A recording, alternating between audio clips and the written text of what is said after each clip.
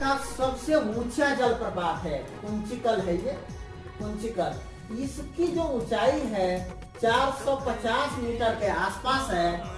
ये भी कर्नाटका में ही है और बराही नदी पे अवस्थित है।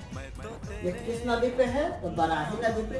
देखिए कितना ऊंचा से ये जल, ऐसे नदी आती है सीधा ऐसे जल गिरता है। तो यही हो गया आपका जलप्रपात।